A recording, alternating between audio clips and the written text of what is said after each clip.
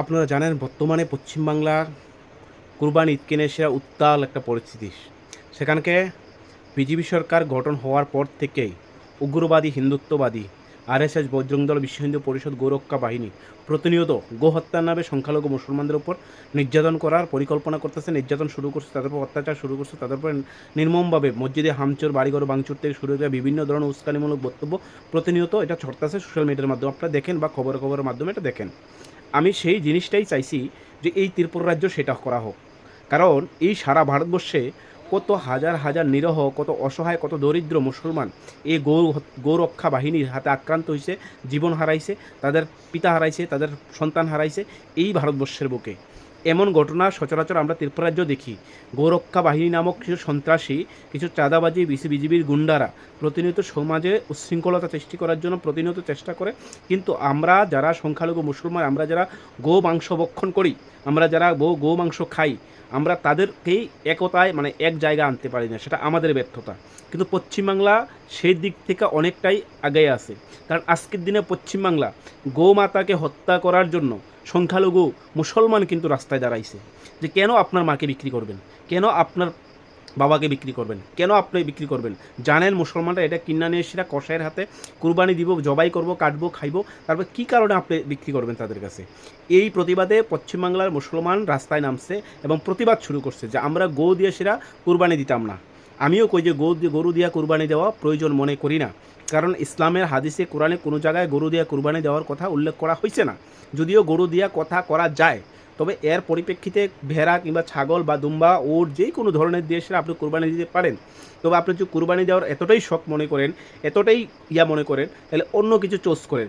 কারণ গো মাতারা যারা পারে এই ভারতবর্ষের ভিত্তে না, আপনার এলাকার ভিতরে দেখেন এই ত্রিপুরা রাজ্যের গঠনে কইতাছি, অধিকাংশ নন মুসলিমরা মানে যারা মুসলিম ধর্মাবলম্বী না, তারা অধিকাংশ গরু পালন করে, লালন পালন করে সে তাদের জীবিকা নির্বাহ করে, তাদের ছেলেমেয়ের পড়াশোনা থেকে শুরু করে প্রত্যেকটা মানুষের তারা দৈনন্দিন জীবনে এভাবে তারা চলে আইতেছে।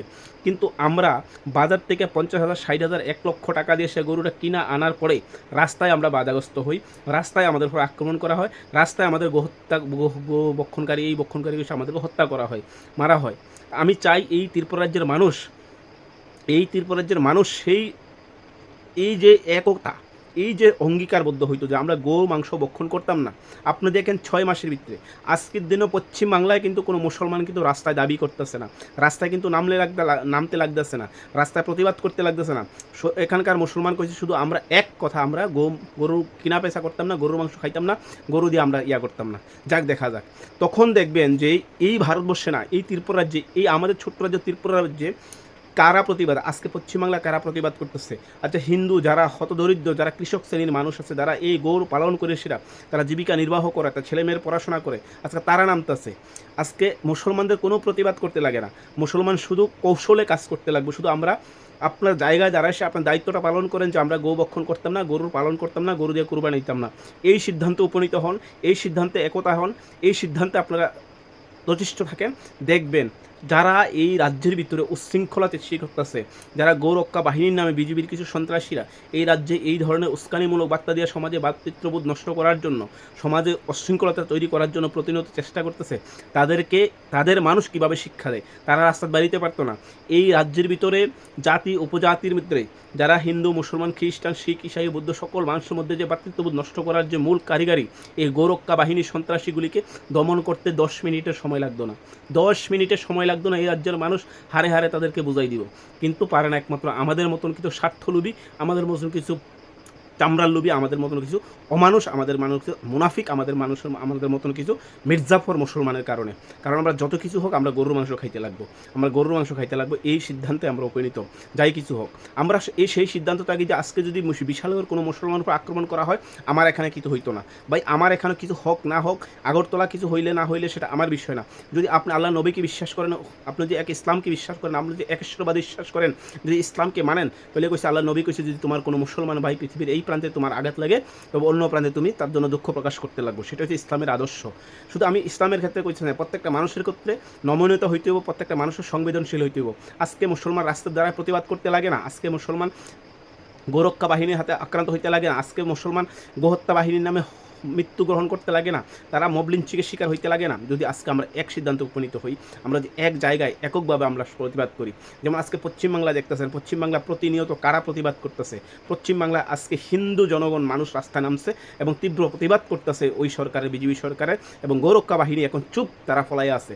গোরক্ষা বাহিনী নামে যে সন্ত্রাসীগুলি আছে তারা এখন পলায়ে আছে, তারা স্বার্থলোভী, তারা কখনো সমাজের কল্যাণ চায় না। কারণ এই লক্ষ লক্ষ কোটি কোটি টাকা, হাজার হাজার কোটি টাকার যে গরু লালন পালন করতেছে হিন্দু ধর্মাবলম্বীর ভাই মা বোনেরা আমার যারা যারা আছে, তার আর কী অবস্থা হইব? যেই কোনো জিনিস যতক্ষণ না তার মূল্য মার্কেটের বিক্রি মূল্য করা হইব, তো আর কোনো ভ্যালু নাই। আপনার সমাজে দেখেন যেই জিনিসের মার্কেটে ভ্যালু থাকে সেটাই। স্বর্ণের আজকে দাম কী কারণে? মানুষের কাছে মূল্য আছে বিদায় স্বর্ণের দামে। তো পৃথিবীর প্রত্যেকটা জিনিস, কোনো মানুষ এখনও অতটুকু অন্ধভক্ত না, অতটুক ধার্মিক না, যে অতটুক মানুষ না যে একটা মানুষকে ফ্রিতে একটা মানুষকে খাওয়াইব, একটা ফ্রিতে মানুষের সেবা করব। মানুষ সেই জায়গায় না, মানুষ প্রত্যেকটা মানুষ তার একটা স্বার্থের ইচ্ছা করে, তার নিজের একটা স্বার্থলোভী, প্রত্যেকটা মানুষ তার স্বার্থলোভী। তাই আমি আপনাদের মাধ্যমে প্রত্যেকটা মানুষের কাছে, এই রাজ্যের মানুষের কাছে কইতাছি, যদি আমরা চাই এই বছর না আগামী 10 বছর যদি আমরা চাই যে মুসলমান যারা আছি আমরা এই রাজ্যে গরু দিয়ে আমরা কুরবানি করতাম না, তার পরিবর্তে অন্য কিছু দিয়ে কুরবানি করবো, তাইলে আমাদের 6 মাসের সময় দেন। 6 মাসের মধ্যে এই গোরক্ষা বাহিনী একদম সোজা তারের মতন হয়ে যাবে, আর কোনো কিছুই না।